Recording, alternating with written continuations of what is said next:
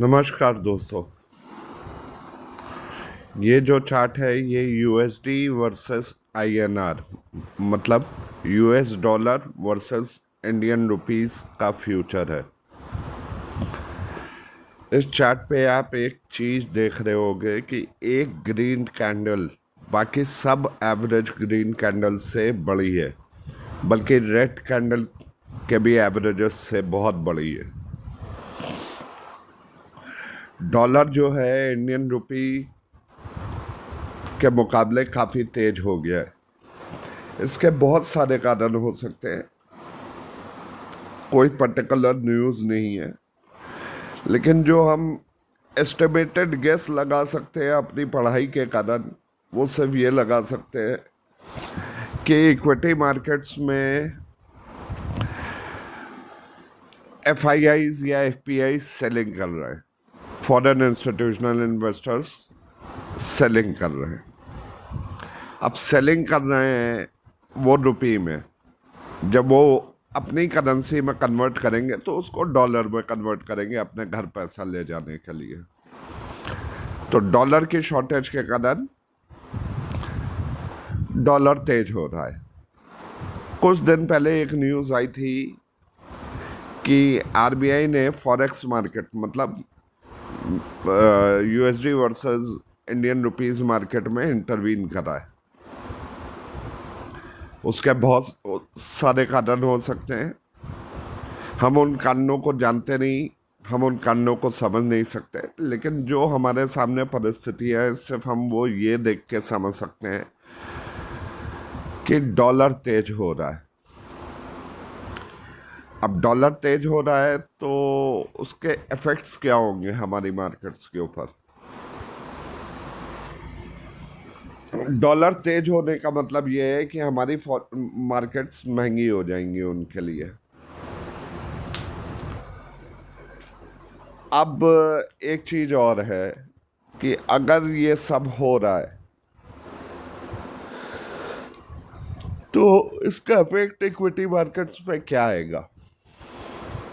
हम काफ़ी दिनों से सिर्फ ये बोल रहे हैं कि इक्विटी मार्केट साइडवेज है।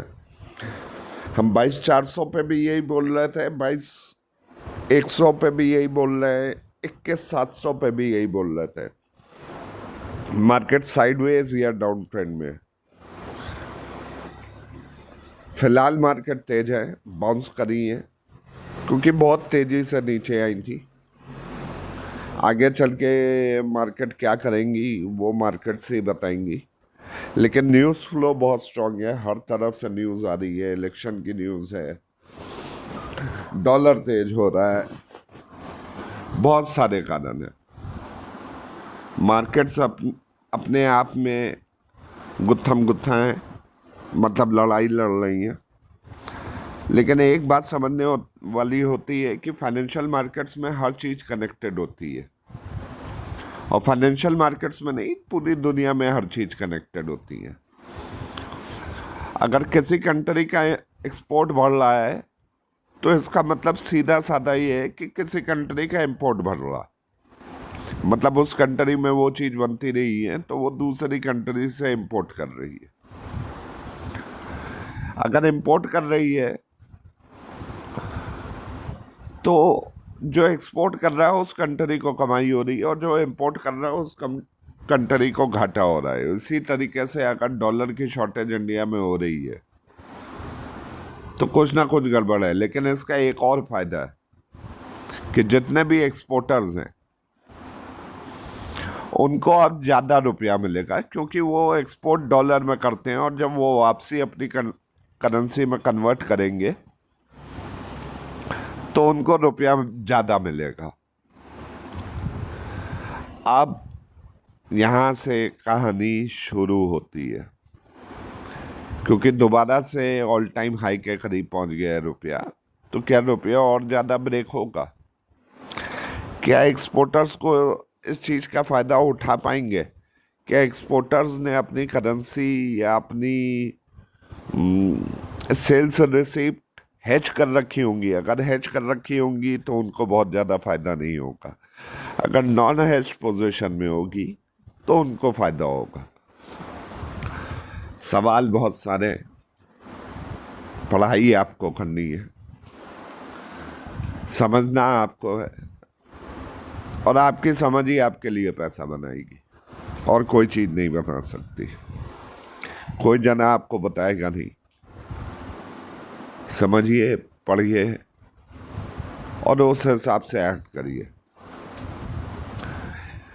वापस चलते हैं इक्विटी मार्केट्स की तरफ। मैंने आपको आईटीसी बोला था, आईटीसी तेज है।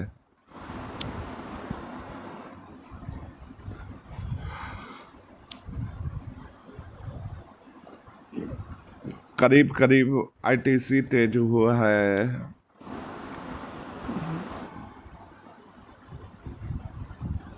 429.65 रुपये का हाई है, 421.25 रुपये का लो है।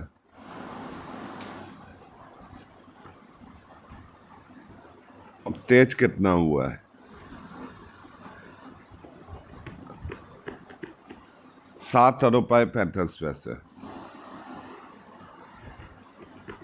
सवाल ये है, क्या ये टारगेट्स अपने अचीव कर पाएगा जो मैंने दिए थे?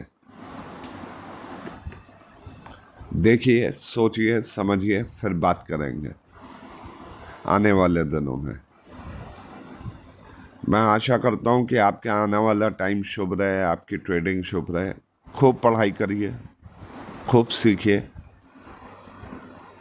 नमस्कार।